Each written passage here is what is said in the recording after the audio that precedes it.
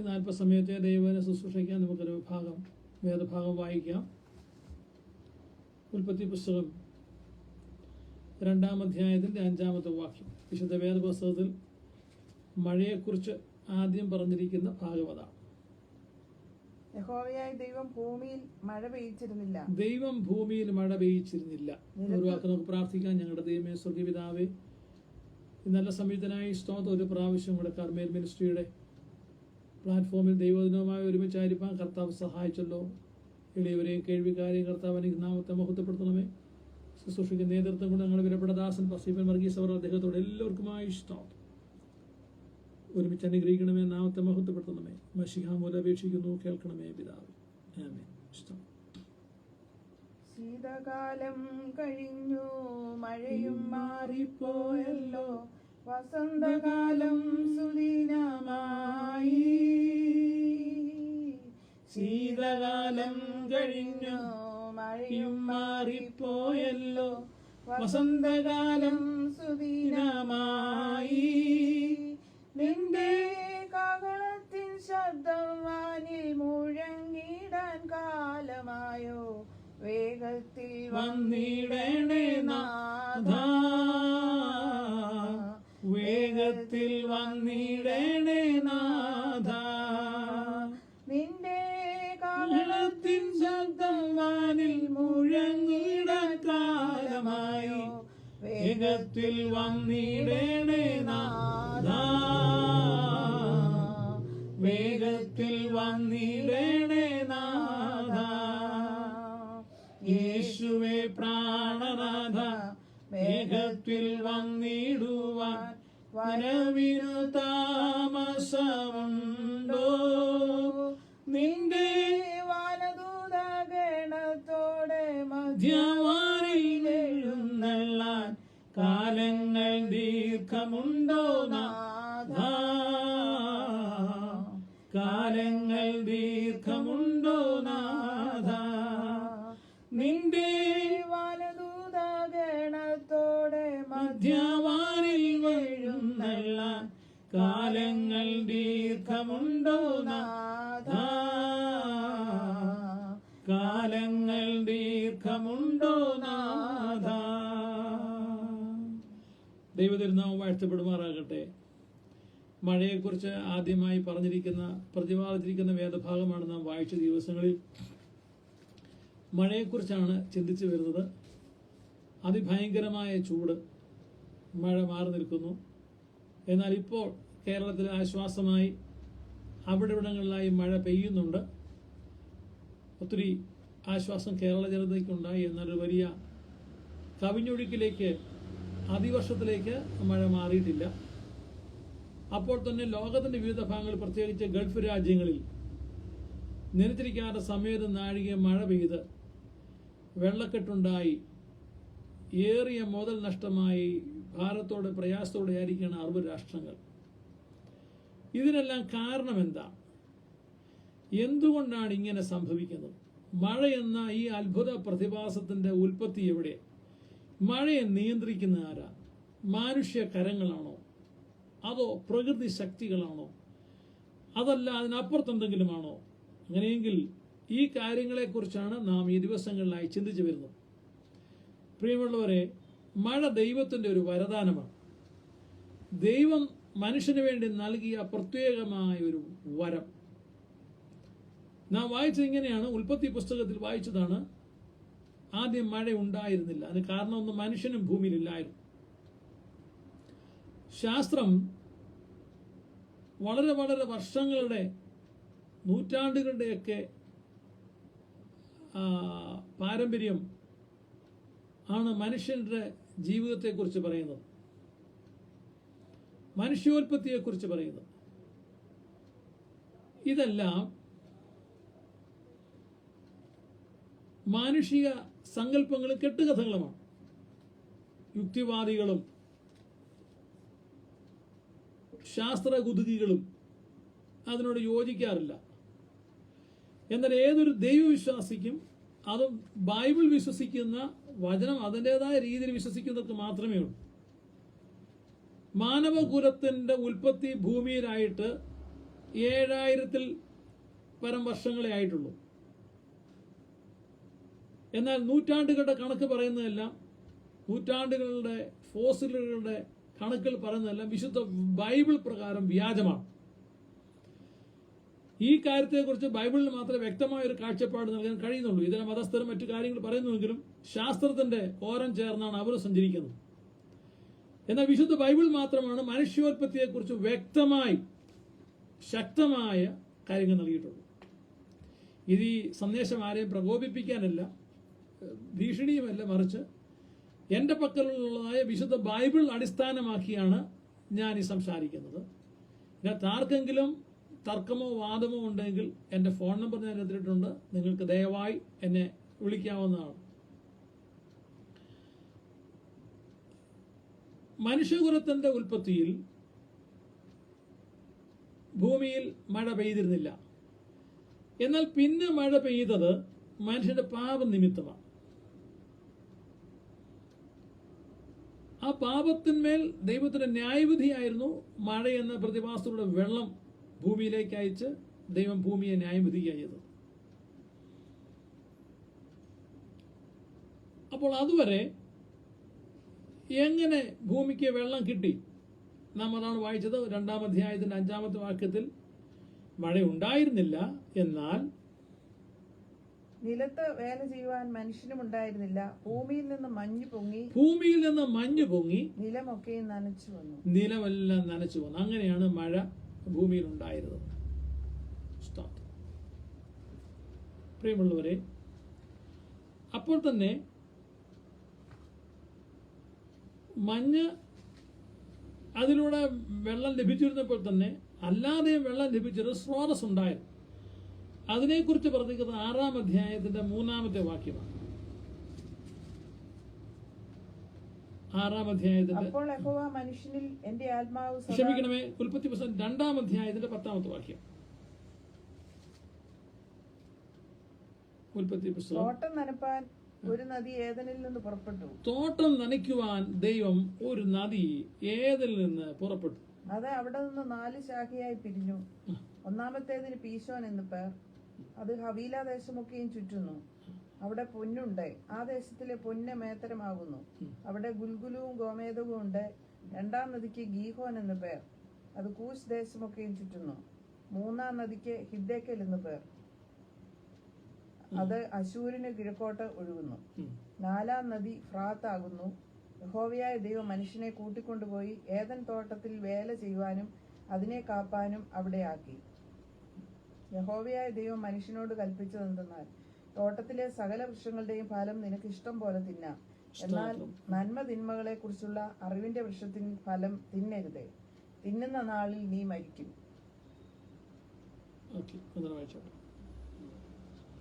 തോട്ടം നനപ്പാൻ ഒരു നദി ഏദനിൽ നിന്ന് പുറപ്പെട്ടു.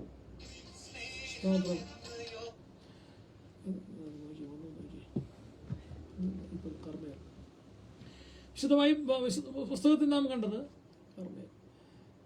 തോട്ടം നനയ്ക്കുവാൻ ദൈവം ഒരു നദിയെ ഭൂമിയിൽ ഉണ്ടാക്കിയിരുന്നു.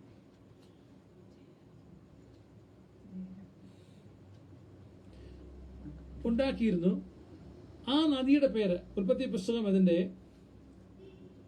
2-ാം അധ്യായത്തിന്റെ 10-ാമത്തെ വാക്യം. തോട്ടം നനപ്പാൻ ഒരു നദി ഏദനിൽ നിന്ന് പുറപ്പെട്ടു. അത് അവിടെ നിന്ന് 4 ശാഖയായി പിരിച്ചു. ഒരു വലിയ നദി.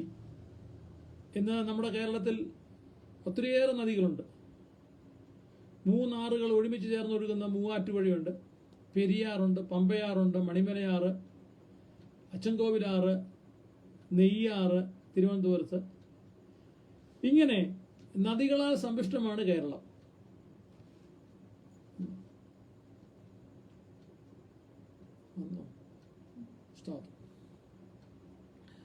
നദികളാൽ സമ്പുഷ്ടമാണ് കേരളം. അവിടെ എന്നാൽ ഇന്ന് സർവ്വസാധാരണ ഭൂമിയിൽ നദിയുള്ളപ്പോൾ ആദിയിൽ ഏദനിൽ ഉണ്ടായിരുന്നത് ഒരു നദി. ആ നദിക്ക് 4 ശാഖകളുണ്ടായിരുന്നു. ആ ശാഖകളിൽ ഒന്നിന്റെ പേരാണ് പീശോൻ. 2-ാമത് ഒരു കൈവരിയുണ്ട്, അതിന്റെ പേര് ഷീഹോൻ. മൂന്നാമത്തത് ഹിദ്ദേക്കൽ.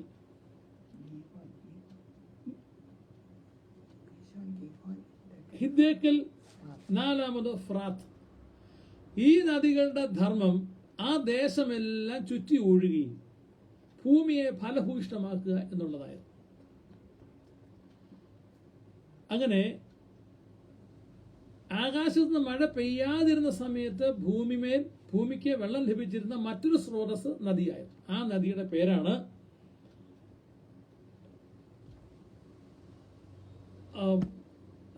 ആ നദിക്ക് പേരില്ലെങ്കിലും 4 ശാഖകളുണ്ട്. 4 ശാഖകൾക്കും കൊടുത്തിരിക്കുന്ന പേരാണ് ഒന്ന് പീശോൻ, ഗീഹോൻ, ഹിദ്ദേക്കൽ, ഫ്രാത്ത്. ഈ നദികൾ പോകുന്ന വഴികളെ കുറിച്ചൊക്കെ പറഞ്ഞിട്ടുണ്ട്. എന്നാൽ പിന്നെ മഴ പെയ്യാൻ കാരണമായത് മനുഷ്യന്റെ പാപനിമിത്തമാണ്. അങ്ങനെ മനുഷ്യന്റെ പാപനിമിത്തം മഴ പെയ്തു. എന്നാൽ പിന്നെയും പാപം സംഭവിച്ച് പാപത്താൽ ഭൂമിയിൽ മഴ പെയ്തതാണ് നമുക്ക് കാണാൻ സാധിക്കും. അത് രാജാക്കന്മാരുടെ 1-ാം പുസ്തകം 12-ാം അധ്യായത്തിലെ 17-ാമത്തെ വാക്യമാണ്. 1 ശമൂവേൽ 12-ാം അധ്യായം 17-ാമത്തെ വാക്യം.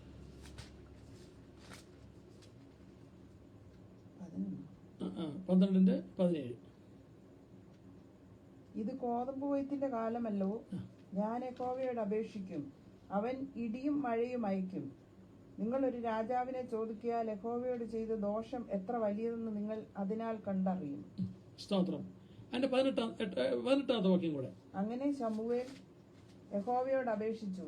യഹോവ അന്ന് ഇടിയും മഴയും അയച്ചു. ജനമെല്ലാം യഹോവയെയും ശമൂവേലിനെ ഏറ്റവും ഭയപ്പെട്ടു. രണ്ടാമത്തെ പ്രാവശ്യം, ഒന്നാമത് മനുഷ്യന്റെ പാപനിമിത്തം മഴ പെയ്തു, ഒരു നാശമുണ്ടായി. എന്നാൽ അടുത്തത് പിന്നെയും ഭൂമിയിൽ മഴ പെയ്തത് നാം കാണുന്നത് വീണ്ടും ദൈവകോപത്തിന്മേലാണ് മഴ ഭൂമിയിൽ വരുന്നത്. ആ മഴയ്ക്ക് കാരണം ദൈവത്തിന്റെ ജനമായ ഇസ്രായേൽ, അബ്രഹാമിന്റെ സന്തതിയിൽ തുടങ്ങി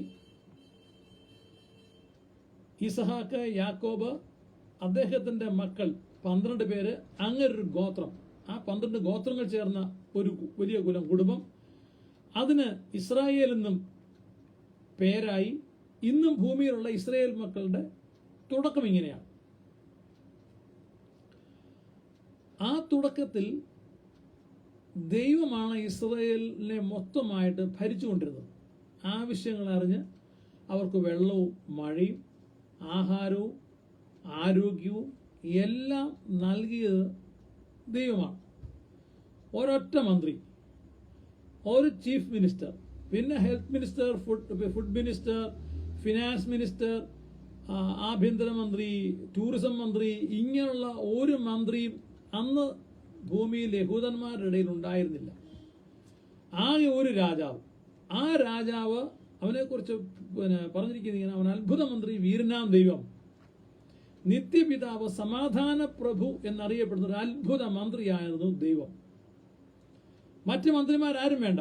എന്തുകൊണ്ടാണ് മറ്റ് മന്ത്രിമാർ വേണ്ടി വരുന്നത്? ഒരു മന്ത്രിക്ക് തന്നെ എല്ലാ ചുമതലകളും വഹിക്കുവാൻ കഴിയാത്തത് കൊണ്ടാണ് മറ്റ് മന്ത്രിമാരെ വേണ്ടി വരുന്നത്. ചീഫ് മിനിസ്റ്റർ, മുഖ്യമന്ത്രിക്ക് 1, 2, 3 വകുപ്പുകൾ കാണുമായിരിക്കാം. എല്ലാ വകുപ്പും കൂടെ, ഇലക്ട്രിസിറ്റി ഉൾപ്പെടെ എല്ലാ വകുപ്പുകളും കൂടെ നമ്മുടെ കേരളത്തിലുള്ള ഇപ്പം 12, 20 എത്രയുണ്ട് മന്ത്രിമാർ. ഇവരുടെ എല്ലാ വകുപ്പുകളുടെ മുഖ്യമന്ത്രി തന്നെ ഭരിച്ചാൽ നടക്കുകയില്ല. കാരണം അതിന് അദ്ദേഹം പ്രാപ്തനല്ല. ഇന്നിരിക്കുന്ന ഒരാളും പ്രാപ്തരല്ല. അതുകൊണ്ടാണ് ഭാരതത്തിൽ 2 സഭകളുള്ളത്. ഭരണ സൗകര്യത്തിന് വേണ്ടി അത് നൽകിയിരിക്കുകയാണ്. കേരളത്തിൽ എല്ലാ സംസ്ഥാനങ്ങൾക്കും മുഖ്യമന്ത്രിയും വകുപ്പ് മന്ത്രിമാരും ഉള്ളത് ഭരണ സൗകര്യത്തിന് വേണ്ടിയിട്ടാണ്. അങ്ങനെ ഹോൾ ഇസ്രായേലിനെ, മൊത്തം ഇസ്രായേലിനെ ഭരിച്ചുകൊണ്ടിരുന്നത് സർവശക്തനായ ദൈവമാണ്. എന്നാൽ ശമൂവേൽ പ്രവാചകന്റെ കാലമെത്തിയപ്പോൾ, അബ്രഹാം തുടങ്ങി ദൈവം ജനങ്ങളോട് ഇടപെട്ടുകൊണ്ടിരുന്നതായ അനുഭവങ്ങളുണ്ട്. അതിനെക്കുറിച്ച് എബ്രായ ലേഖനം 1-ാം അധ്യായത്തിന്റെ 1-ാമത്തെ വാക്യത്തിലാണ് നാം വായിക്കുന്നത്. മനുഷ്യനോട് ദൈവം സംസാരിച്ചുകൊണ്ടിരുന്നത്, ഇടപെട്ടുകൊണ്ടിരുന്നത്. എബ്രായ ലേഖനം 1-ാം അധ്യായം 1-ാമത്തെ വാക്യം. ദൈവം പണ്ട് ഭാഗം ഭാഗമായും വിവിധമായും ദൈവം പണ്ട് ഭാഗം ഭാഗമായും വിവിധമായും പ്രവാചകന്മാർ മുഖാന്തരം പിതാക്കന്മാരോട് അരുളി ചെയ്തു. പ്രവാചകന്മാർ മുഖാന്തരം പിതാക്കന്മാരോട് ദൈവം സംസാരിച്ചു. അബ്രഹാമിനോട് ദൈവം നേരിട്ട് സംസാരിച്ചു. ഇസഹാക്കിനോടും ദൈവം നേരിട്ട് സംസാരിച്ചു. യാക്കോബിനോടും ദൈവം നേരിട്ട് സംസാരിച്ചു. ജോസഫിനോടും ദൈവം നേരിട്ട് സംസാരിച്ചു. ആ കാലത്ത് പലരോടും ദൈവം നേരിട്ട് സംസാരിച്ചു. അത് കഴിഞ്ഞ് പിന്നത്തെ ദൈവം മനുഷ്യരോട് നേരിട്ട് സംസാരിക്കാതെ മറ്റു മനുഷ്യരോട് മാത്രം, അവരെ ദർശകരെന്നും പ്രവാചകന്മാരും എന്നറിയപ്പെടുന്ന ഒരു കൂട്ടം ആളുകളെ ദൈവം പ്രത്യേകം കണ്ടെത്തി അവരിലൂടെ മാത്രം മറ്റുള്ളവരോട് സംസാരിക്കാൻ തുടങ്ങി. അത് സ്ത്രീകളിലൂടെ സംസാരിച്ചു, മനുഷ്യരോട് സംസാരിച്ചു. അപ്പോൾ തന്നെ സ്ത്രീയും പുരുഷനും എല്ലാം ദൈവത്തിൽ നിന്ന് തെന്നിപ്പോയപ്പോൾ ദൈവം മൃഗങ്ങളിലൂടെ സംസാരിച്ചിട്ടുണ്ട്. അങ്ങനെയാണ് ബിലയാമിനെ കഴുത ഉപദേശിപ്പാൻ കൊണ്ട് ഇടയായത്. അങ്ങനെ ഇസ്രായേൽ മക്കളിനെ ദൈവം ഭരിച്ചുകൊണ്ടിരുന്ന ആ സുവർണ കാലഘട്ടത്തിൽ മനുഷ്യർക്ക് തങ്ങളുടെ ഇഷ്ടപ്രകാരം നീങ്ങണം. അത് ദൈവം സമ്മതിക്കുന്നില്ല. അവരിടത്തോട്ടെങ്കിലും വലത്തോട്ടെങ്കിലും മാറിയാൽ അന്നേരം ദൈവത്തിന്റെ ശിക്ഷയുടെ കാര്യം അവർക്കേണ്ടി വരിക. അപ്പോഴേ ദൈവം ആലോചന പറഞ്ഞു കൊടുക്കുക. അത് താല്പര്യമില്ലാതെ വന്ന ജനങ്ങൾ ശമൂവേൽ എന്ന പ്രവാചകന്റെ മരണത്തോടടുത്ത സമയത്ത് അവർ ഉന്നയിച്ചതായ ഒരു കാര്യം ഇതാണ്: മറ്റിതര ജാതികൾക്ക്, യഹൂദരല്ലാത്തവർക്ക് രാജാക്കന്മാരുണ്ട്. മിസ്രൈമിൽ ഫറോ ഉണ്ട്, അശൂർ രാജാവുണ്ട്. അങ്ങനെ രാജാക്കന്മാർ വളരെയേറെ മറ്റു രാജ്യങ്ങളിൽ ഭരിക്കുന്നു. അതുകൊണ്ട് മറ്റു രാജ്യങ്ങളെപ്പോലെ ഈ രാജ്യത്തിന് ഞങ്ങൾക്ക് ഒരു രാജാവ് വേണം,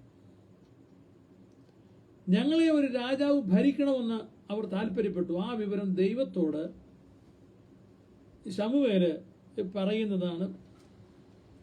12-ാമത് ചില വാക്യം വായിക്കുമ്പോൾ, ഞങ്ങളെ ഭരിക്കുവാൻ ഞങ്ങൾക്കൊരു രാജാവിനെ വേണം. അതുവരെ ജനങ്ങൾ ഭരിച്ചു, ന്യായാധിപന്മാരും പ്രവാചകന്മാരും ഭരിച്ചു. ഇപ്പോൾ ഇതാ ശമൂവേൽ പ്രവാചകൻ ഭരിക്കുമ്പോൾ അദ്ദേഹത്തിന്റെ 2 മക്കളുണ്ട്. ആ മക്കൾ ഒന്ന് ഗുണമല്ല, അവർ മദ്യപാനികളും ദൈവ വഴി വിട്ടു നടക്കുന്നവരുമായ, ദൈവത്തിന്റെ ആലോചന തെറ്റി നടന്ന ജനങ്ങൾക്ക് ദൈവാലോചന പറഞ്ഞു കൊടുക്കുകയോ ജനങ്ങൾക്ക് വേണ്ടി, ദൈവത്തിന് വേണ്ടി, ജനങ്ങൾക്ക് വേണ്ടി ഇടയ്ക്ക് നിൽക്കുകയോ ചെയ്യാതെ വന്നപ്പോൾ, ഇങ്ങനെ ഒരു കൂട്ടം ആളുകളുടെ ഭരണത്തിന് കീഴിൽ വേണ്ട, ഞങ്ങൾ തിരഞ്ഞെടുക്കുന്ന ഒരു രാജാവ്, അല്ലെങ്കിൽ ദൈവം ആക്കുകയാണെങ്കിൽ ആക്കുക, അല്ലെങ്കിൽ ഞങ്ങൾ ഒരു രാജാവ് മതി എന്ന ഒരു ചിന്ത അവർ പറഞ്ഞപ്പോൾ ആ കാര്യം ശമൂവേലിന് അനിഷ്ടമായി മാറി.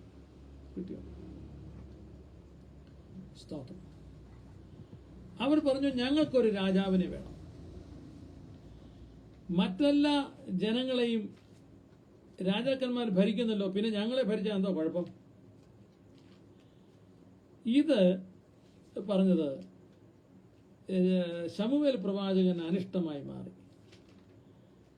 അതാണ് നമ്മൾ 12-ാം അധ്യായത്തിന്റെ 17-ാമത്തെ വാക്യത്തിൽ വീണ്ടും വായിച്ചു. നമ്മൾ വായിച്ചു കേട്ടത് 12-17. ഇത് ഗോതമ്പ് കൊയ്ത്തിന്റെ കാലമല്ലോ, ഞാൻ യഹോവയോട് അപേക്ഷിക്കും, അവൻ ഇടിയും മഴയും അയക്കും. നിങ്ങളൊരു രാജാവിനെ ചോദിക്കുകയാൽ യഹോവയോട് ചെയ്ത ദോഷം എത്ര വലിയതെന്ന് നിങ്ങൾ അതിനാൽ കണ്ടറിയും. നോക്കുക, ഇവർ പറയുകയാണ്, സ്തോത്രം, നിങ്ങൾ ഒരു രാജാവിനോട്, സ്തോത്രം, രാജാവിനെ നിങ്ങൾ ചോദിച്ചതുകൊണ്ട് നിങ്ങൾ ദൈവത്തോട് എത്ര വലിയ ദോഷമാണ് ചെയ്തത് എന്ന് നിങ്ങൾ ഇതിനാൽ അറിയുമെന്ന് പറയുവാൻ തക്കണം ഇടയായിത്തീർന്നു.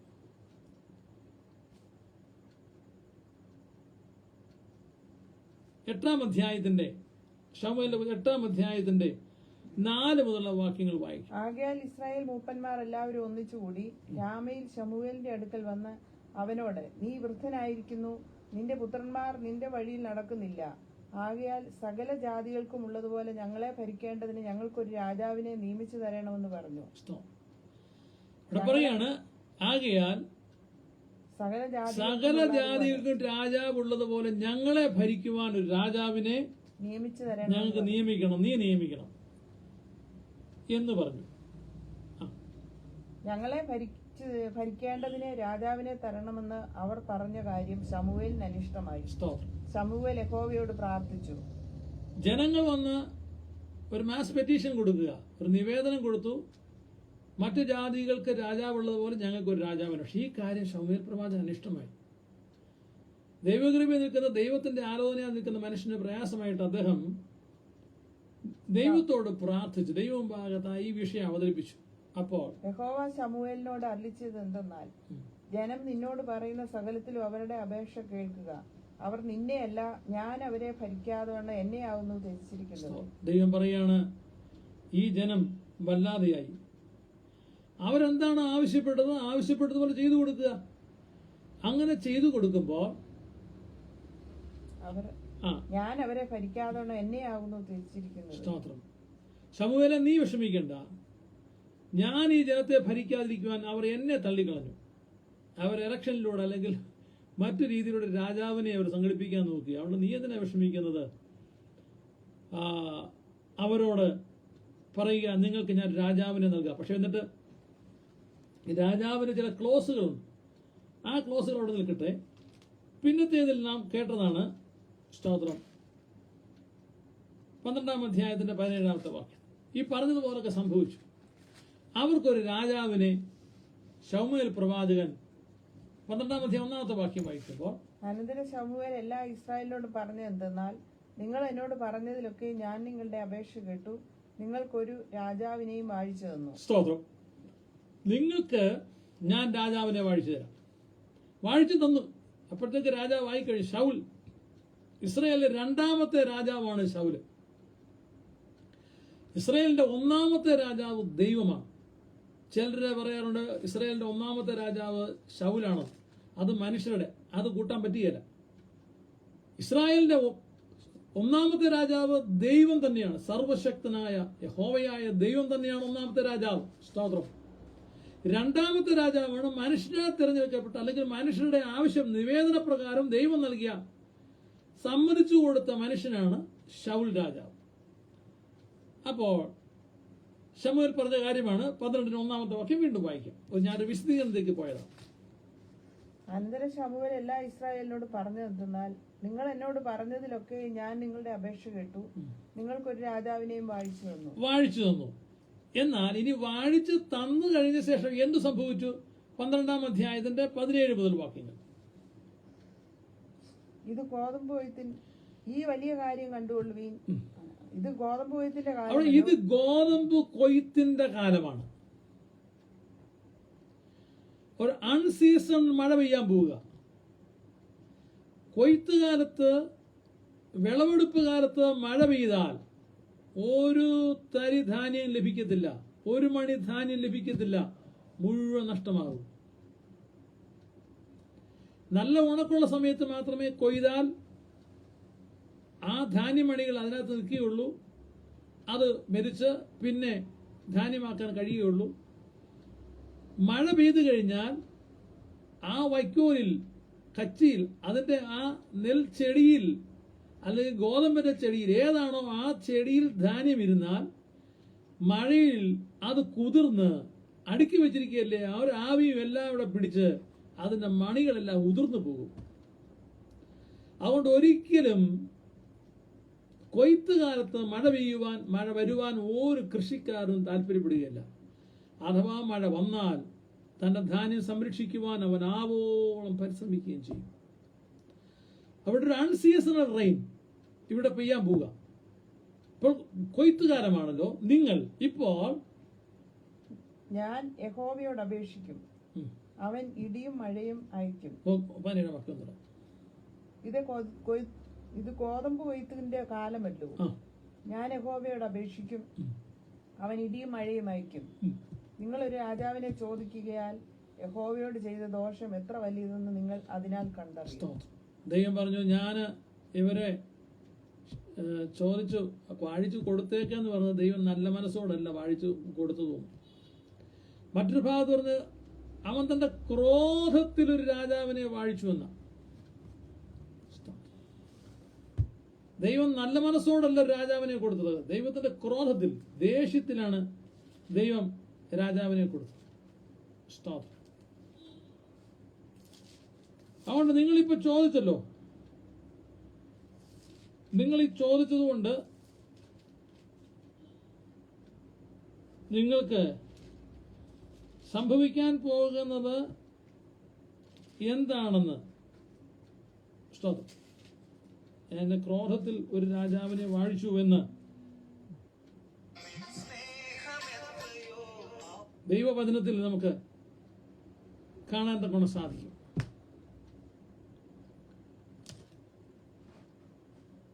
അപ്പോൾ ഈ രാജാവിനെ ലഭിച്ചപ്പോൾ അവിടെ അവർക്ക് സംഭവിച്ചത് വലിയ മഴ സംഭവിച്ചു. മഴ ഇവിടെ ഇങ്ങനെ വായിക്കുന്നത്, അങ്ങനെ ശമൂവേൽ യഹോവയോട് അപേക്ഷിച്ചു. യഹോവ അന്ന് ഇടിയും മഴയും അയച്ചു. ജനമെല്ലാം യഹോവയെയും ശമൂവേലിനെയും ഏറ്റവും ഭയപ്പെട്ടു. മഴ പെയ്തപ്പോൾ ജനം പേടിക്കാൻ തുടങ്ങി. ശമൂവേലിനെയും പേടിച്ചു, ദൈവത്തെയും പേടിച്ചു. രണ്ടാമത്തെ പ്രാവശ്യം പിന്നെ മഴ പെയ്തു. എങ്കിലും വീണ്ടും ദൈവക്രോധത്തിങ്കൽ മഴ പെയ്തതായ ഒരു സന്ദർഭം ശമൂവേലിന്റെ 1-ാം പുസ്തകത്തിലാണ്. സ്തോത്രം.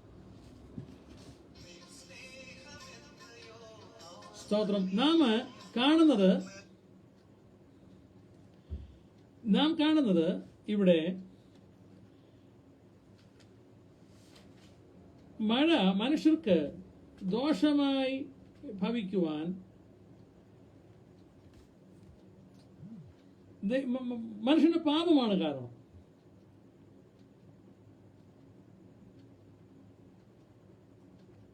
സ്തോത്രം. അപ്പം നാം കണ്ടത് 1-ാമത്തെ ഭാഗത്ത് മനുഷ്യൻ ദോഷം ചെയ്തുകൊണ്ട് മഴ പെയ്തു. 2-ാമത്തെ ഭാഗത്ത് മനുഷ്യർ ദൈവത്തെ തെളിച്ചു കളഞ്ഞ് മറ്റൊരു രാജാവിനെ ചോദിച്ചുകൊണ്ട് മഴ പെയ്തു.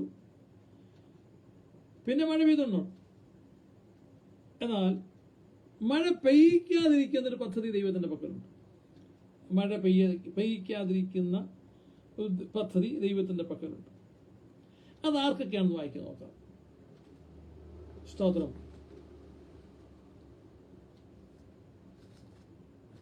ശമൂവേലിന്റെ 2-ാം പുസ്തകം 21-ാം അധ്യായത്തിന്റെ 1-ാമത്തെ വാക്യം.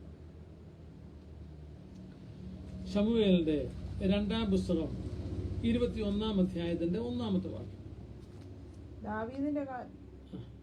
ദാവീദിന്റെ കാലത്ത് 3 സംവത്സരം തുടരെ ക്ഷാമം ഉണ്ടായി.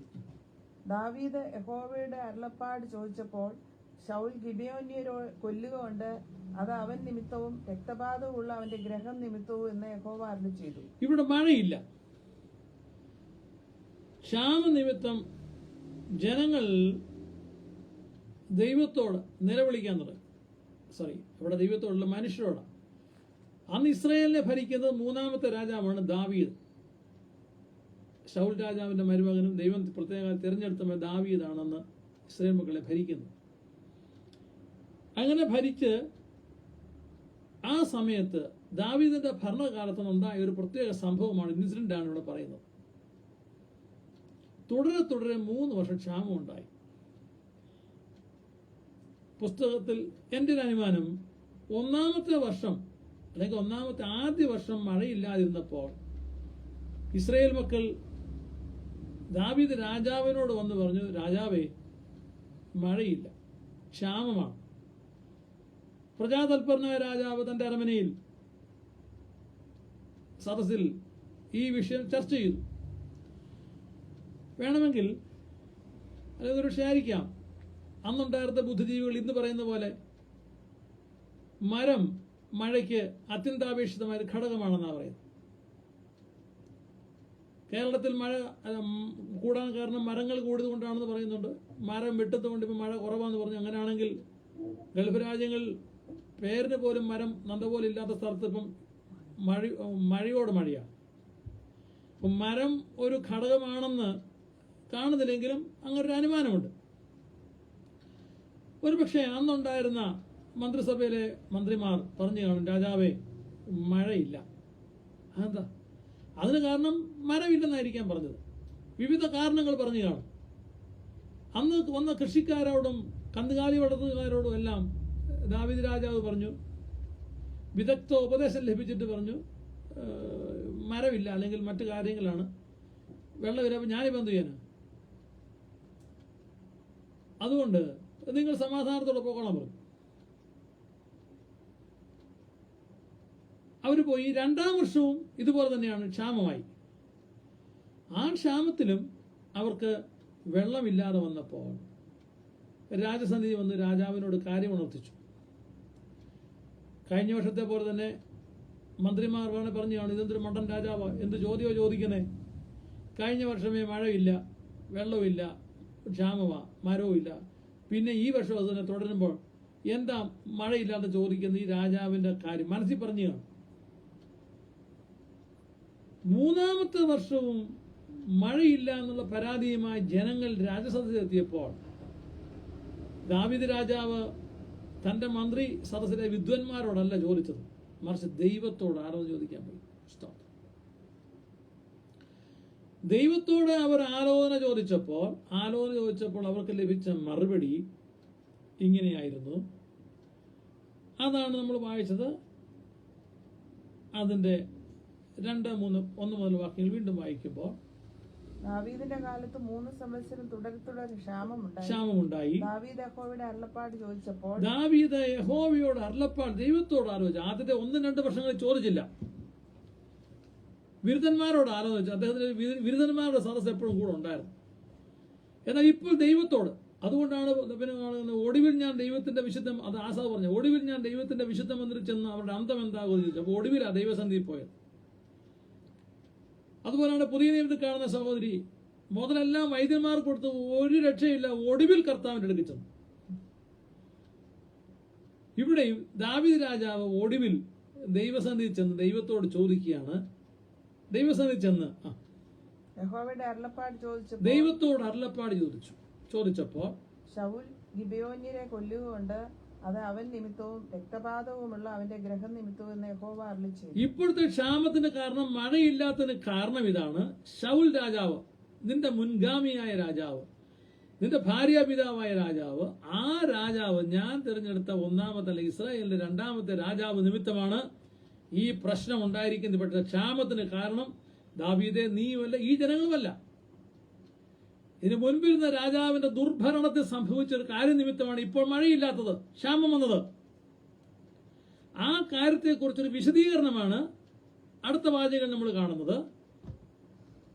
രാജാവ് ഗിബെയോന്യരെ വിളിച്ച് അവരോട്, അവൾ പറയാണ്, ഇവർ നിമിത്തമല്ല, ഗിബെയോന്യരെ കൊല്ലുക കൊണ്ട് ശൗൽ ഗിബെയോനിനെ കൊല്ലുക കൊണ്ട് അത് അവൻ നിമിത്തവും രക്തപാതകമുള്ള അവന്റെ ഗ്രഹം നിമിത്തവുമാണ്.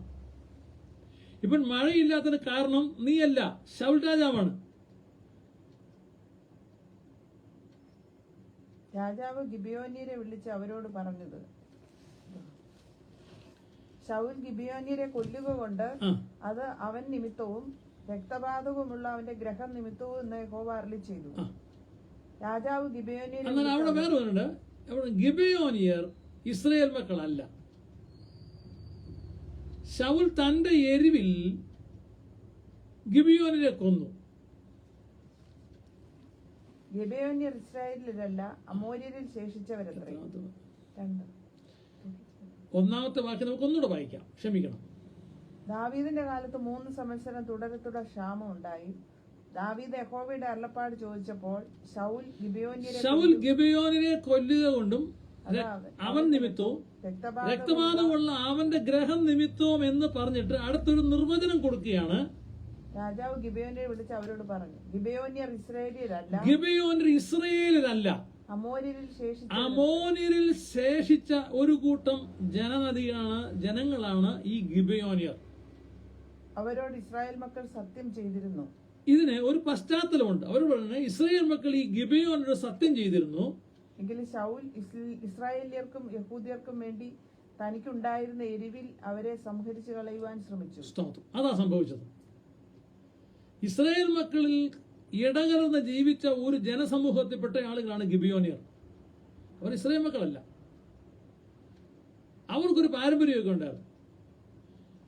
അവരോട് ഇസ്രായേൽ മക്കൾ സത്യം ചെയ്തു.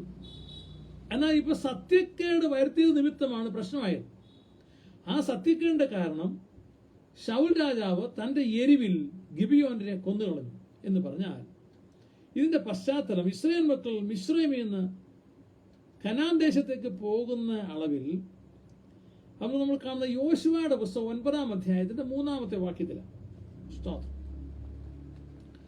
യോശുവ 9:3. ജീസസ്.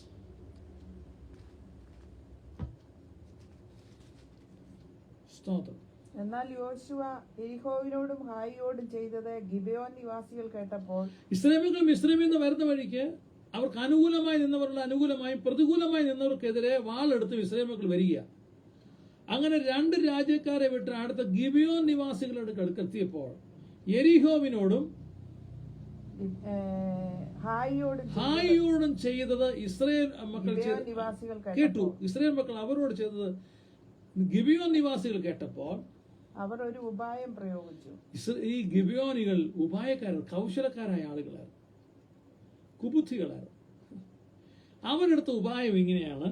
ഭക്ഷണ സാധനങ്ങൾ ഒരുക്കി പഴയ അവരുടെ ഒരു കൗൺസിൽ കൂടി നമ്മൾ എന്ത് ചെയ്യണം.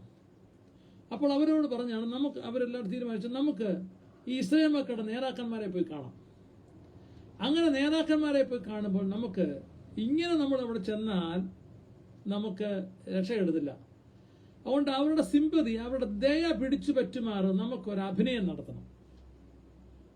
ആ കാലത്ത് അഭിനയത്തിന് ആർക്കെങ്കിലും സമ്മാനം കൊടുക്കുകയായിരുന്നെങ്കിൽ ഗിബിയോനികൾക്കാണ് കൊടുക്കേണ്ടത്. അത് അവർക്ക് കിട്ടി സമ്മാനം. ശരിക്കും അവരെടുത്ത തീരുമാനമാണ്, നമുക്ക് കീറിയ വസ്ത്രങ്ങൾ ധരിക്കാം, പഴകിയ ഭക്ഷണ പദാർത്ഥങ്ങൾ എടുക്കാം, ഇതുമായി ചെന്ന് അവരുടെ നേതാക്കന്മാരെ കണ്ടിട്ട് നമുക്ക് ഇങ്ങനെ പറയാം എന്ന് പറയുന്നതാണ് അടുത്ത് നമ്മൾ വായിക്കുന്ന വേദഭാഗങ്ങൾ. ഭക്ഷണ സാധനങ്ങൾ ഒരുക്കി പഴയ ചാക്കുകളും പഴയതും കീറിയതും തുന്നിക്കെട്ടിയതുമായ വീഞ്ഞു തുരുത്തികളും കഴുതപ്പുറത്ത് കയറ്റി പഴക്കം ചെന്ന കണ്ടം വെച്ച ചെരുപ്പ് കാലിലും പഴയ വസ്ത്രം ദേഹത്തിന്മേലും ധരിച്ചു പുറപ്പെട്ടു. നോക്കിക്കേ, എന്തോരം ഫാൻസി ഡ്രസ്സുകാർ പോകുന്ന പോലെ, വേഷപ്രൊഫഷണലായ ആളുകൾ പോകുന്നത് പോലെ അങ്ങനെ തന്നെയാ പോയത്. അവർ ചെയ്തു കൂട്ടിയത് പഴക്കം ചെന്ന അവർ ഭക്ഷണ സാധനങ്ങൾ ഒരുക്കി ഭക്ഷണ സാധനങ്ങൾ അവര് ഒരുക്കി പഴയ ചാക്കുകളും പഴയതും കീറിയതും തുന്നിക്കെട്ടിയതുമായ വീഞ്ഞു തുരുത്തികളും. ഒന്നാമത് ഭക്ഷണ സാധനങ്ങൾ ഒരുക്കുക, അവർക്ക് കഴിക്കാനായിരിക്കും. അടുത്ത് കാണുന്നത് അവരെന്ത് ചെയ്തു? പഴയ ചാക്കുകളും പഴയതും കീറിയതും തുന്നിക്കെട്ടിയതുമായ വീഞ്ഞു തുരുത്തികളും കഴുതപ്പുറത്ത് കയറ്റി പഴക്കം ചെന്ന് കണ്ടം വെച്ച ചെരുപ്പ് കാലിലും പഴയ വസ്ത്രം ദേഹത്തിന്മേലും ധരിച്ചു പുറപ്പെട്ടു. എത്ര പ്രാകൃതമായി അവർ അഭിനയിക്കുന്നു, എത്ര വിശ്വസിപ്പിക്കാൻ തക്കവണ്ണം അവർ അണിക്കുന്നു. ഈ വ്യാജം യോശുവയും കൂട്ടരും മനസ്സിലാക്കി. ഈ ദിവസങ്ങൾ ഒത്തിരിയേറെ ഫേസ്ബുക്കിലും വാട്സാപ്പിലും ഒക്കെ നമ്മൾ കാണുന്ന ചിലതൊക്കെ ഉണ്ട്. ചിലർ കൈകൾ ഒന്നുമില്ല, കഴുത്തേൽ ഒരു പാത്രം കേട്ട് തൂക്കിക്കൊണ്ട് ഭിക്ഷ യാചിക്കുന്നു. എവിടെയോ ഒരാൾക്ക് എന്തോ സംശയം തോന്നിയിട്ട് അവസാനം പിടിച്ചു നിർത്തി ഇട്ടിരുന്ന വസ്ത്രങ്ങളെല്ലാം, മേൽവസ്ത്രങ്ങൾ ഊരിയപ്പോഴുണ്ട് 2 കൈയും ഉണ്ട്, 2 കൈയും കൂട്ടിക്കെട്ടി ഇട്ടിരിക്കുന്ന പാന്റിനകത്തേക്ക് വെച്ചുകൊണ്ടാണ് ഇദ്ദേഹം കൈയില്ലാത്ത ഉടുപ്പുമായി നടന്ന് ഭിക്ഷ യാചിക്കുന്നത്. കാലില്ലാത്തയാൾ വണ്ടിയെ പോകുന്നു, ആളുകൾ ചെന്ന് അത് പിന്നെ പിടിച്ച് കാലില്ലാത്ത പറഞ്ഞ് കാലും വെച്ച് ഓടുന്നു. മറ്റൊരു കടവരാന്തയിൽ ഒരുത്തൻ കാലില്ലാത്ത ഒരാൾ ഭിക്ഷ അയച്ചുകൊണ്ടിരിക്കുമ്പോൾ ഒരു ആട് ചെന്ന് ഇടിക്കുന്നു. അവസാനം ആടിന് ഇടി കൊള്ളുന്ന സഹിവല്ലാത്തപ്പോഴത്തേക്ക് അദ്ദേഹം ഇറങ്ങി ഓടുമ്പം 2 കാലുകളുമുണ്ട്. ഇങ്ങനെ ഒത്തിരി കാര്യങ്ങൾ നമ്മൾ ഈ ദിവസങ്ങളിൽ കാണുന്നുണ്ട്. അതുപോലെ ഇവിടെ ഇതാ ഇസ്രായേൽ മക്കളെ പറ്റിക്കാൻ തോന്നണം എത്ര വിദഗ്ധമായിട്ടാണ് അവര് പോകുന്നത്. അവര് ഭക്ഷണ സാധനങ്ങൾ ഒഴുക്കി പഴയ ചാക്കുകളും പഴയതും കീറിയതും തുന്നിക്കെട്ടിയതുമായ വീഞ്ഞു തുരുത്തികളും കഴുതപ്പുറത്ത് കയറ്റി. പഴക്കം ചെന്ന് കണ്ടം വെച്ച ചെരുപ്പ്, കണ്ടം വെച്ച കോട്ടെന്നൊക്കെ കേട്ടിട്ടുണ്ട്, ചെരുപ്പും ഇപ്പോഴും ഉണ്ട്, കാലിലും പഴയ വസ്ത്രം ദേഹത്തിന്മേൽ ധരിച്ച് പുറപ്പെട്ടു. ഇങ്ങനെ വന്ന ഇവര് 6-ാം അധ്യായത്തിൽ 6-ാമത്തെ വാക്യത്തിൽ വായിക്കുമ്പോൾ സ്തോത്രം, അവർ ഗിൽഗാലിൽ പാളയത്തിലേക്ക് യോശുവയുടെ അടുക്കൽ ചെന്ന് അവനോടും ഇസ്രായേൽ പുരുഷന്മാരോടും, ദൈവം തന്റെ ജനത്തിൽ നിന്ന ഉരുട്ടിക്കളഞ്ഞ ഗിൽഗാലിൽ അവർ ചെന്നേച്ച് വീണ്ടും ഇസ്രായേൽ മക്കൾക്ക് ആകമാനം ഇന്നും ദോഷം വരുമാറൊരു കാര്യത്തിലേക്ക് നീങ്ങുകയാണ്. അവർ അടുത്ത് ചെന്നിട്ട്, ഞങ്ങൾ ദൂരദേശത്തു നിന്ന് വന്നിരിക്കുന്നു, ആകയാൽ ഞങ്ങളോട് ഒരു ഉടമ്പടി ചെയ്യണമെന്ന് പറഞ്ഞു. ആദ്യമേ പറയുക ഞങ്ങളോട് ഉടമ്പടി ചെയ്യണം. കാര്യം പറയുന്നതിന് മുമ്പേ ഉടമ്പടി ചെയ്യാൻ പറയുക. എന്നിട്ടോ ഇസ്രായേൽ പുരുഷന്മാർ ആ ഹിവ്യരോട്, പക്ഷേ ഞങ്ങളുടെ ഇടയിൽ നിങ്ങൾ ഞങ്ങളുടെ ഇടയിൽ ഇവര് പല പേരിലാണ് അറിയപ്പെടുന്നത്. ഗിബിയോന്യർ, ഹിവ്യർ, അരോമ്യരുടെ മിച്ചമുള്ളവർ എന്ന് വേണ്ട. ശരിക്കും പറഞ്ഞാൽ ഒരു പേര് പ്രത്യേകമായി പറയാൻ ഒക്കുന്ന ഒരു കൂട്ടരല്ല ഈ വന്നത്. അവരുടെ വേഷം പോലെ, അവരുടെ ജീവിതം പോലെ തന്നെ അവരുടെ പേരുകൾ, അല്ലെങ്കിൽ അവരുടെ നാടിന്റെ പേര്. എന്നിട്ട് അവർ പറയുകയാണ്, ഞങ്ങൾ യോശുവ പറഞ്ഞു, നിങ്ങൾ ഈ വന്നത് ഞങ്ങളെ പറ്റിക്കാനാണെങ്കിലോ, അതുകൊണ്ട് ഉടമ്പടി ചെയ്യുന്ന മുമ്പ് ഞങ്ങൾക്ക് ചില കാര്യങ്ങൾ അറിയാനുണ്ട്. ഹിവ്യരോട്, നിങ്ങൾ ഞങ്ങളുടെ ഇടയിൽ പാർക്കുന്നവരായിരിക്കും, എന്നാൽ ഞങ്ങൾ നിങ്ങളോട് ഉടമ്പടി ചെയ്യുന്നത് എങ്ങനെയെന്ന് പറഞ്ഞു. അത് നിങ്ങൾ ഇടയിൽ പാർക്കുന്നത് ഞങ്ങൾ എങ്ങനെ ചെയ്യുന്നത്? എങ്ങനെ അറിഞ്ഞിട്ടാ? ഇന്നാണെ ആധാർ കാർഡ് കാണിക്കാൻ പറയാം. അന്നെന്തുണ്ട് മാർഗം? എന്താണ് ചോദിച്ചു. അവർ യോശുവയോട്, ഞങ്ങൾ നിന്റെ ദാസന്മാരാകുന്നു എന്ന് പറഞ്ഞു. ഒന്ന്, അവര് യജമാനനാകാനല്ല വന്നത്, ദാസനാകാനാ വന്നത്. പക്ഷെ ദാസനാകാൻ വന്നവൻ പിന്നെ യജമാനന്മാരായി മാറി. സ്ഥാനവും മാനവും ഒന്നും എനിക്ക് വേണ്ട എന്ന് പറഞ്ഞു വന്നവർ പിന്നെ സ്ഥാനവും മാനവും വെച്ച് അലങ്കരിക്കുന്നതാണ് നമ്മൾ ഇന്ന് പലയിടത്തും കാണുന്നത്. സാധാ സ്ഥലത്തും ആത്മീയ ലോകത്തിലും നമ്മളതാ കാണുന്നത്. അപ്പോൾ യോശുവ അവരോട്, നിങ്ങൾ എവിടെ നിന്ന് വരുന്നു എന്ന് ചോദിച്ചു. അവർ അവനോട് പറഞ്ഞത്, അടിയങ്ങൾ നിന്റെ ദൈവമായ യഹോവയുടെ നാമനിമിത്തം ഏറ്റവും ദൂരത്തു നിന്ന് വന്നിരിക്കുന്നു. അവന്റെ കീർത്തിയും അവൻ മിസ്രൈമിൽ ചെയ്തതൊക്കെയും ഹെശ്ബോൻ രാജാവായ സീഹോൻ അസ്തരോത്തിലെ ഇതെല്ലാം കള്ളവാ. ദൈവത്തെ പുകഴ്ത്തി ഇവര് കയ്യടി വാങ്ങുക, നമ്മളോട് സിമ്പതി കൂടാൻ മറ്റൊരാളുടെ കുറ്റം പറഞ്ഞ് നമ്മുടെ അടുത്ത് വരുമല്ലോ. നമുക്ക് പ്രയാസമുള്ള ഒരാൾ, വേദനയുള്ള, നമ്മളെ ദുഃഖിപ്പിക്കുന്ന ഒരാൾ നമുക്കുണ്ടെന്നിരിക്കട്ടെ. അത് വേറൊരാൾ അദ്ദേഹത്തിന്റെ പേര്, അല്ലെങ്കിൽ ആ സ്ത്രീയുടെ പുരുഷന്റെ പേരറിഞ്ഞാൽ, വിവരം അറിഞ്ഞാൽ, അത് മുതലാക്കുന്നയാൾ വന്നേച്ച് നമ്മളോട് പറയും, അയ്യോ ഇന്നറില്ലേ, ഭയങ്കര പ്രയാസം കേട്ടോ. എന്നതുപോലെ ഇവിടെ ഇസ്രായേൽ മക്കളെ ഒന്ന് ഉയർത്തി പറയുകയാണ്, നിങ്ങളുടെ ദൈവം ചെയ്തത് വേണ്ടതൊക്കെ ഞങ്ങൾ അറിഞ്ഞു. എന്നാൽ അങ്ങനെ വന്നതുകൊണ്ട് ഞങ്ങൾ എന്ത് ചെയ്യാൻ പോവുകയാണ്? സ്തോത്രം, ഞങ്ങൾ നിങ്ങളുടെ ദാസന്മാരായിക്കൊള്ളാമെന്ന് അവരോട് ദാസന്മാരാകാൻ പറഞ്ഞു. ഇനി 12-ാമത്തെ വാക്യം, ഞങ്ങൾ നിങ്ങളുടെ അടുക്കൽ വരുവാൻ പുറപ്പെട്ട നാളിൽ ഭക്ഷണത്തിനായി ഈ അപ്പം ചൂടോടെ ഞങ്ങളുടെ വീടുകളിൽ. ഇനി ചില ഫേക്ക് എവിഡൻസ് കാണിച്ചു കൊടുക്കുക, ചില തെളിവുകൾ, വ്യാജമായ തെളിവുകൾ അവരുടെ മുമ്പിൽ പ്രദർശിപ്പിക്കുക. ആരുടെ മുമ്പിലാ? അഭിഷക്തന്മാരുടെ മുമ്പിൽ.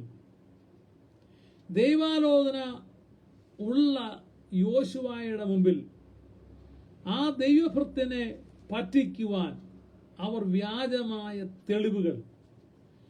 ഇന്നും ഇത് ആത്മീയ ലോകത്തിൽ ധാരാളം നടമാടുന്നുണ്ട്. വ്യാജമായ തെളിവുകൾ അവരെ കൊണ്ടുവരികയാണ്. അവർ പറയുന്നത്, നിങ്ങൾ നോക്കിക്കേ, ഈ അപ്പം കണ്ടോ, ഇത് ഞങ്ങൾ നിങ്ങളെ കാണാൻ വരാൻ തുടങ്ങിയ സമയത്ത് ചുട്ടെടുത്തതാണ്. സ്തോത്രം, എന്ത് ചെയ്തു? അത് ഉണങ്ങി പൂത്തുപോയി. ഞങ്ങളുടെ വീഞ്ഞ് നിറച്ചു കൊണ്ടുപോകുന്ന ഈ തുരുത്തികൾ പുത്തനായിരുന്നു, ഇപ്പോൾ ഇതാ അവ കീറിയിരിക്കുന്നു. അവിടെ ഞങ്ങൾ വരുന്ന വഴിക്ക് കൂട്ടിത്തന്നെയാണ് കൊണ്ടിരുന്നത്. ഞങ്ങൾക്ക് കുടിക്കാനെടുത്ത പാനീയമെല്ലാം തുരുത്തി പഴകിപ്പോയത് കൊണ്ട് അത് കീറി പോയത്. അപ്പൊ എത്ര വർഷമായി അത് പോയി. അവിടെ ഞങ്ങൾ കിട്ടിയെന്ന് ആരുകൊണ്ട് കൂട്ടത്തിൽ കൊണ്ടുവന്നിരിക്കുകയാണ്. പിന്നെയോ ഇപ്പോൾ ഇതാ അവ കീറിയിരിക്കും. ഞങ്ങളുടെ ഈ വസ്ത്രവും ചെരുപ്പും അതിദീർഘ യാത്രയിൽ പഴക്കമായി. നോക്കിക്കേ, ഞങ്ങൾ ഇട്ടോണ്ട് വന്ന വസ്ത്രം എത്രയോ നാളായി വന്നോണ്ട് ഇത് കളറും വാങ്ങി, അവിടെയൊക്കെ കീറി ഒരു പരുവത്തിലായി. ഞങ്ങളുടെ വസ്ത്രം ഈ ദീർഘയാത്രയിൽ, ഞങ്ങളുടെ ഈ വസ്ത്രവും ചെരുപ്പും അതിദീർഘയാത്രയിൽ പഴക്കമായും ഇരിക്കുന്നു. അതുകൊണ്ടാണ് കണ്ടം വെച്ച ചെരുപ്പും കണ്ടം വെച്ച ഓട്ടും ഒക്കെ ഇട്ട് നിൽക്കുക.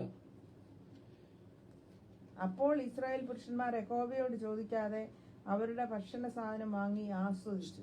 ഇത്രയും സോളിഡ് പിന്നെ എന്ത് പറയുന്നത് എവിഡൻസ്, സോളിഡ് എവിഡൻസ് കൊടുത്തു കഴിഞ്ഞാൽ പിന്നെ ആരെന്താ ചെയ്യണ്ടേ? ഏത് ഭക്തനാ വീണു പോകാത്ത? ഉറപ്പേറിയ തെളിവ് കൊടുക്കുകയാണ്, ശക്തമായ തെളിവ് കൊടുക്കുകയാണ്. ഞങ്ങൾ നിങ്ങളെ കാണാൻ വേണ്ടി തുടങ്ങിയപ്പോൾ വന്നു ഇതെല്ലാം പൂത്തുപോയി, ഞങ്ങളുടെ വസ്ത്രം കീറിപ്പോയി. ഇതെല്ലാം കാണിച്ചു കഴിഞ്ഞപ്പോഴത്തേക്ക് അവരിൽ സഹാനുഭൂതി തോന്നിയ യോശുവയും കൂട്ടരും ദൈവത്തോട് ആലോചന ചോദിക്കാതെ, സ്തോത്രം, ആലോചന ചോദിക്കാതെ അവർ കൊണ്ടുവന്ന ആഹാര പദാർത്ഥങ്ങൾ വാങ്ങി ആസ്വദിച്ചു. ഇവരോർത്തില്ല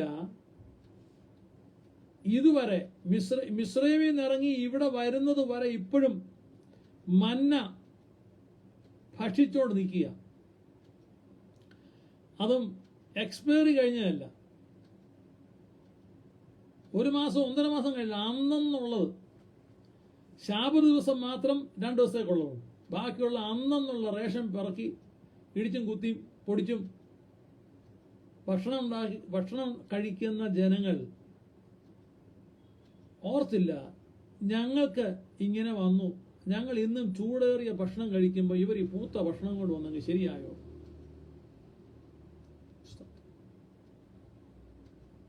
ഞങ്ങൾ മിസ്രൈമിൽ നിന്ന് ഇറങ്ങിയ സമയത്തിട്ട 40 കൊല്ലമായ ഞങ്ങളുടെ വസ്ത്രം കീറിയില്ല, ഞങ്ങളുടെ വസ്ത്രം കീറിയില്ല, പഴകിയില്ല.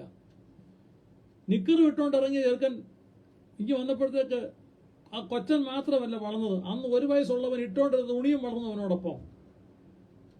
അതാ സംഭവിച്ചത്. ഈ ആശയത്തോട് പറഞ്ഞ് യോജിക്കുമോ എന്ന് എനിക്കറിയില്ല. ഏതായാലും 1 വയസ്സുകാരന് ഇട്ടുകൊടുത്ത വസ്ത്രം പിന്നെ തുന്നാൻ സമയമുണ്ടായോ? ആവോ. ഏതായാലും അവന് പിന്നെ വസ്ത്രം വേറെ മാറേണ്ടി വന്നില്ല, അവരുടെ വസ്ത്രം പഴകിയിരുന്നു. അവർ ഇസ്രായേൽ മക്കൾ അന്നിട്ടുകൊണ്ടിറങ്ങിയ ചെരുപ്പ് അത് പഴകിയില്ല, അവരുടെ കാല് വീങ്ങിയില്ല. അങ്ങനെ ദൈവം അതിശയമായി നടത്തുന്ന ഈ ജനം തങ്ങളോട് തന്നെ ഒരു താരതമ്യം ചെയ്യാതെ ഇവർ കൊണ്ടുവന്നതായ ഭക്ഷണം വാങ്ങി ആസ്വദിച്ചു. അത് മാത്രമല്ല ഒരു കാര്യം കൂടെ ചെയ്തു. യോശുവ അവരോട് സഖ്യതയും അവരെ ജീവനോടെ രക്ഷിക്കുമെന്ന് ഉടമ്പടിയും ചെയ്തു. അവരോടൊരു കാര്യം പറഞ്ഞു. ആദ്യമേ അവർ പറഞ്ഞു ഞങ്ങൾ ഉടമ്പടി ചെയ്യണം, പിന്നെ ഭക്ഷണം കഴിച്ചിട്ടായി. ആ ഉടമ്പടി ഇങ്ങനെ യോശുവയ്ക്ക് ഒരു കാര്യമുണ്ട്, ഞാൻ കരുതുന്നത് ഇങ്ങനെയാണ്. സൂര്യനെയും ചന്ദ്രനെയും ഒക്കെ പഠിച്ച് സാക്ഷി നിർത്തുന്ന പുള്ളിയാണ്. അതുകൊണ്ട് ഇസ്രായേൽ മക്കളുടെ യുദ്ധത്തിൽ ഇസ്രായേൽ മക്കൾ ജയിക്കാൻ വേണ്ടി യോശുവ അന്ന് വിളിച്ചു പറഞ്ഞു, സൂര്യ നീ ഗിബിയോനിലും, ചന്ദ്ര നീ അസ്കലോൻ താഴ്വരയിലും നിൽക്കുക. അയ്യാലോൻ താഴ്വരയിലും നിൽക്കുക. അപ്പൊ സൂര്യനെയും ചന്ദ്രനെയും അതിന്റെ ആകാശ ഭ്രമണപഥത്തിൽ ചലിപ്പിക്കാതെ നിർത്തിയ ഭക്തനാണ് യോശുവ. അങ്ങനെ യോശുവ ഇങ്ങനെ പറഞ്ഞു കാണും, ആകാശവും ഭൂമിയും ഉള്ള കാലത്തോളം, സൂര്യനും ചന്ദ്രനും ഉള്ള കാലത്തോളം ഞങ്ങൾ നിങ്ങളെ സംരക്ഷിച്ചു കൊള്ളാം. ഇനി മറ്റാരെങ്കിലും നിങ്ങൾക്കെതിരെ ദ്രോഹം ചെയ്താൽ ഞങ്ങൾ നിങ്ങളെ സൂക്ഷിച്ചോളാം. ഞങ്ങളായിട്ട് നിങ്ങൾക്ക് ഒരു ദോഷവും വരുത്തുകയില്ല. നിങ്ങൾക്കെതിരെ ആരെങ്കിലും ദോഷവുമായി വന്നാൽ ഞങ്ങൾ സംരക്ഷിച്ചു കൊള്ളാമെന്ന് യോശുവയും കൂട്ടരും ഉടമ്പടി ചെയ്തു. ഉടമ്പടി കഴിഞ്ഞു, ഇവർ തിരിച്ചുപോയി. എന്നാൽ ചില നാളുകൾ കഴിഞ്ഞപ്പോൾ ഇവർക്കൊരു കാര്യം മനസ്സിലായി. ഉടമ്പടി ചെയ്തിട്ട് 3 ദിവസം കഴിഞ്ഞ ശേഷം അവർ സമീപസ്ഥന്മാർ എന്നും തങ്ങളുടെ ഇടയിൽ പാർക്കുന്നവരെന്നും അവർ കേട്ടു. 3-ാം ദിവസം, അധികം ദിവസമൊന്നും ആയില്ല, ഇസ്രായേൽ മക്കൾ മുന്നോട്ട് പോവുകയാണ്. 600,000 പേരുണ്ടല്ലോ, മറ്റവരെ പോലെ ഓടിപ്പോകാൻ പറ്റിയില്ല. ഇതുങ്ങളെ എല്ലാം ആട്ടിത്തെളിച്ച് മുന്നോട്ട് പോയപ്പോഴത്തേക്കാണ് അടുത്ത പെട്ടട് നിൽക്കുന്നതിനൊക്കെ ഒരു മുഖപരിചയം പോലെ, എന്നൊരു വ്യക്തത അങ്ങോട്ട് വരുന്നില്ല. കാരണം അങ്ങനല്ലല്ലോ വന്നത്. ഇപ്പം നല്ല കുളിച്ച് നല്ല വസ്ത്രങ്ങളൊക്കെ ധരിച്ച് സെന്റുമൊക്കെ പൂശി നിൽക്കുക. ഇപ്പം കണ്ടം വെച്ച കോട്ടില്ല, കണ്ടം വെച്ച ചെരുപ്പില്ല, നല്ല ഹൈ ഹീൽഡും ഹൈടെക് സംവിധാനം നിൽക്കുക അവർ. എങ്കിലും ഇവരെ കണ്ടപ്പോൾ എന്തോ ഒരു, അതുകൊണ്ട് യോശുവയ്ക്ക് കൂട്ടർക്ക് മനസ്സിലായ ഒരു കാര്യം, അവർ ഞങ്ങളുടെ ഇടയിൽ പാർക്കുന്നവരാണ്, ഞങ്ങളെ വഞ്ചിച്ചു എന്ന് അവർക്ക് ബോധ്യമായി. ആ ബോധ്യമായപ്പോൾ ഇസ്രായേൽ മക്കൾ അവരുടെ പട്ടണങ്ങൾ ഗിബെയോൻ, കെഫീര, ബേരോത്ത്, കിര്യത്യയാരി എന്നിവ ആയിരുന്നു. സഭയിലെ പ്രഭുക്കന്മാർ ഇസ്രായേലിന്റെ ദൈവമായ യഹോവയെ കൊണ്ട് അവരോട് സത്യം ചെയ്തിരിക്കുകയാൽ ഇസ്രായേൽ മക്കൾ അവരെ സംഹരിച്ചില്ല. സഭയിൽ സംഭവിച്ചത്, ഇസ്രായേൽ മക്കൾ ഉടനെ വാളെടുത്തു. ഗിബിയോൻ ഈ ദേശക്കാർക്കെതിരെ യുദ്ധത്തിനായി പുറപ്പെട്ടപ്പോഴാണ് യോശുവയും കൂട്ടരും പറഞ്ഞു, ഹലോ എടപ്പുക, അത് ഇവരെ വരട്ടെ, കാരണം ഞങ്ങൾ ഇന്നലെ പൂത്ത റൊട്ടിയും പഴകിയ കുപ്പായവും കണ്ട് ഇവരോട് ഉടമ്പടി ചെയ്തു പോയി. എന്താ പറഞ്ഞത്? ഞങ്ങൾ കൊല്ലുകയില്ല, നമ്മളായിട്ട് കൊല്ലുകയില്ല, കൊല്ലാൻ വരുന്നവരെ രക്ഷിക്കുമെന്ന് പറഞ്ഞു. അതുകൊണ്ട് ദൈവത്തെ ഓർത്ത് ദൈവത്തിന് മുമ്പാകെ എടുത്ത തീരുമാനമാ, ഉടമ്പടി മാറ്റരുതേ, കൊല്ലരുതേ, കൊന്നാൽ നമ്മൾ വെട്ടിലാകുമെന്ന് യോശുവ പറഞ്ഞു. അതുകൊണ്ട് എന്ത് സംഭവിച്ചു? ഇസ്രായേൽ മക്കൾ മൊത്തം നേതാക്കന്മാരോട് കലഹിപ്പാനിടയായി. എന്നാൽ സഭ മുഴുവനും പ്രഭുക്കന്മാരുടെ നേരെ പിറുപിറുത്തു. സഭ മുഴുവനും പിറുപിറുത്തു. അവരെടുത്ത തീരുമാനം തെറ്റായിരുന്നു. പ്രഭുക്കന്മാർ എല്ലാവരും സർവ്വസഭയോടും ഇസ്രായേലിന്റെ ദൈവമായ യഹോവയെ കൊണ്ട് ഞങ്ങൾ അവരോട് സത്യം ചെയ്തിരിക്കാൻ നമുക്ക് അവരെ തൊട്ടുകൂടാ. നാം അവരോട് ഇങ്ങനെ ചെയ്ത് അവരെ ജീവനോടെ രക്ഷിക്കണം, അല്ലാതിരുന്നാൽ ചെയ്തു പോയ സത്യനിമിത്തം കോപം നമ്മുടെ മേൽ വരുമെന്ന് പറഞ്ഞു. ഇതാണ് കാരണം. ഇസ്രായേൽ മക്കൾ പറഞ്ഞതെങ്ങനെയാണ്? നമുക്കൊന്നും ചെയ്യാൻ പറ്റത്തില്ല, ഇനി ഞങ്ങൾ പെട്ടുപോയി, ഞങ്ങളെ പെടുത്തി, ദൈവത്തോട് ആലോചന ഇങ്ങനെ സംഭവിച്ചു പോയി, അതുകൊണ്ട് ഇവരെ കൊല്ലരുത്, കൊന്നാൽ ദൈവത്തിന്റെ കോപം നമ്മുടെ മേൽ വരും. എന്നിട്ട് അവരെ വെള്ളം കോരുന്നവരും വിറക് കീറുന്നവരുമായി ഇസ്രായേൽ മക്കളുടെ ദാസ്യപ്പണിക്ക് അവരെ നിയോഗിച്ചു. അവർ സന്തോഷത്തോടെ അത് സ്വീകരിച്ചു. എന്നാൽ കാലങ്ങൾ കഴിഞ്ഞപ്പോൾ, തലമുറകൾ മാറി വന്നപ്പോൾ, ഈ ഗിബിയോൻ നിവാസികൾ, ഗിബിയോനിയർക്ക് ഇസ്രായേലിനോട്, ഹോൾ ഇസ്രായേലിനോട് പ്രശ്നമായി.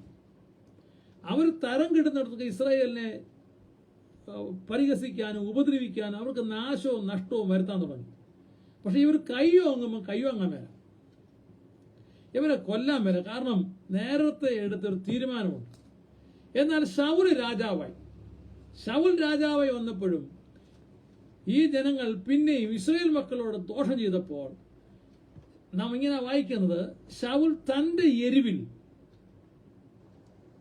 2 ശമൂവേലിന്റെ പുസ്തകം വായിക്കുന്നത് ഇങ്ങനെയാണ്, ഇസ്രായേലിയർക്കും യഹൂദ്യർക്കും വേണ്ടി തനിക്കുണ്ടായിരുന്ന എരിവ്, ഇസ്രായേൽക്ക് യഹൂദർക്ക് തനിക്കുണ്ടായ ദൈവജനത്തിന് വേണ്ടി തനിക്കുണ്ടായിരുന്ന എരിവിൽ അവരെ സംഹരിച്ചു കളയുവാൻ ശ്രമിച്ചു. ഒത്തിരി പേരെ കൊന്നുകളഞ്ഞു.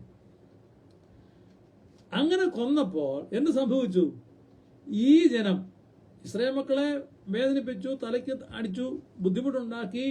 എങ്കിലും ഇവരുടെ ഇടയിൽ ആളുകൾ മരിക്കാൻ തുടങ്ങിയപ്പോൾ ഇവരെന്ത് ചെയ്തു? നിലവിളിയോടുകൂടി ദൈവത്തോട് പറഞ്ഞു, ദൈവമേ, നിന്റെ ദാസൻ യോശുവായും അന്നത്തെ പ്രഭുക്കന്മാർ ഞങ്ങളോട് പറഞ്ഞതാണ്, ഞങ്ങളെ ആരും കൊല്ലുകയില്ല, ഞങ്ങളെ ആരെങ്കിലും കൊന്നാൽ പിടിച്ചോളാന്ന് പറഞ്ഞു. ഇപ്പൊ ഇവർ തന്നെ ഞങ്ങളെ കൊല്ലുന്നേ, എവരുടെ കാര്യം മറച്ചു വെച്ചു. ഇന്നും അങ്ങനെ പലരും ഞങ്ങളെ കൊല്ലുന്നേ, ഞങ്ങളെ ദ്രോഹിക്കുന്നേ, ഞങ്ങൾക്ക് പറ്റിപ്പോയോ എന്ന് പറയുമ്പോൾ എന്തുകൊണ്ട് പറ്റി, എന്തുകൊണ്ട് സംഭവിച്ചു? ഇവരുടെ ദോഷം മറച്ചു വെച്ച് പറഞ്ഞു, ഞങ്ങളെ കൊല്ലുന്നത് ദൈവത്തോട് പറഞ്ഞു. ദൈവത്തിന് കൂട്ടുനിൽക്കുന്നുള്ളതല്ല, ഉടമ്പടി ലംഘിച്ചതുകൊണ്ട് ഉടമ്പടിയിൽ നിൽക്കുന്ന ദൈവം, വ്യവസ്ഥയിൽ നിൽക്കുന്ന ദൈവം, അവസ്ഥ നോക്കുന്നവനല്ല, വ്യവസ്ഥ നോക്കുന്ന ദൈവം ഗിബെയോനുടെ പക്ഷത്താണ് നിന്നത്. അതുകൊണ്ട് ദൈവം പറഞ്ഞു, മീതെ മഴ മേഘങ്ങളോട് കൽപ്പിച്ചു, ഇനി ഞാൻ പറഞ്ഞിട്ടല്ലാതെ താഴേക്ക് മഞ്ഞും മഴയും വേണ്ട. അങ്ങനെയാണ് ഇസ്രായേൽ ജനത്തിനിടയ്ക്ക് ദാവീദ് രാജാവ് ഭരണകാലത്ത് സ്തോത്രം ദേശത്ത് ക്ഷാമവും മഴയുണ്ടായത്. അതിന് പരിഹാരത്തിന് വേണ്ടി ചെയ്ത കാര്യങ്ങൾ ദൈവം വെച്ചാൽ നമുക്ക് അടുത്ത പ്രാവശ്യം, സമയം മുന്നോട്ട് പോകുന്നുണ്ട്, ഇവിടെ ഇങ്ങനെ നിർത്തേണ്ടി വന്നതിൽ ഖേദിക്കുന്നു. തുടക്കത്തിൽ അല്പമല്ലാത്ത തടസ്സങ്ങളൊക്കെ ഉണ്ടായി. സദയം ക്ഷമിക്കുകയും പ്രാർത്ഥിക്കുകയും ഞങ്ങളെയും പ്രാർത്ഥന വഹിക്കണം ഓർപ്പിക്കുന്നു. ദൈവം സഹായിക്കട്ടെ. ഞങ്ങളുടെ ദൈവമേ, സ്വർഗപിതാവേ, വിശ്വസ്തനായ കർത്താവേ, ഉടമ്പടിയുമേ തീരുമാനത്തിമേ പ്രവർത്തിക്കുന്ന ദൈവമേ, ഉടമ്പടി ലംഘിക്കുന്ന അവസ്ഥകളെല്ലാം മനഃപൂർവ്വം ക്ഷമിച്ച് രക്തത്താൽ ഞങ്ങളെ കഴുകണമേ. കർത്താവേ, മഴയെ മുടക്കരുത്, നന്മയെ മുടക്കരുത്, കുറവുകൾ ഓർക്കരുത്, കുറ്റങ്ങൾ ഓർക്കരുത്. അടിയങ്ങളെ അനുഗ്രഹിക്കണമേ. ഈ കർമ്മേൽ മിനിസ്ട്രിക്കായി സ്തോത്രം, നേതൃത്വം ഞങ്ങളുടെ ദാസനായി സ്തോത്രം, കേൾവിക്കാർക്കായി ശുശ്രൂഷിപ്പാൻ ഏഴതിൻ്റെ മകളെ ഞങ്ങളെ ഒരുക്കുന്നതിനായി സ്തോത്രം. ഒരുമിച്ച് അനുഗ്രഹിക്കണമേ. മഹത്വം അങ്ങേക്ക് തീർന്നു. വചനപ്രകാരം ജീവിപ്പാൻ സഹായിച്ചാട്ട് മശിഹായുടെ വലിയ നാമത്തിൽ അപേക്ഷിക്കുന്നു. കേൾക്കണമേ പിതാവേ. എല്ലാവർക്കും വന്ദനം. ദൈവം അനുഗ്രഹിക്കട്ടെ. ദൈവമായ കർത്താവിനെ നമുക്ക് വീണ്ടും കാണാം.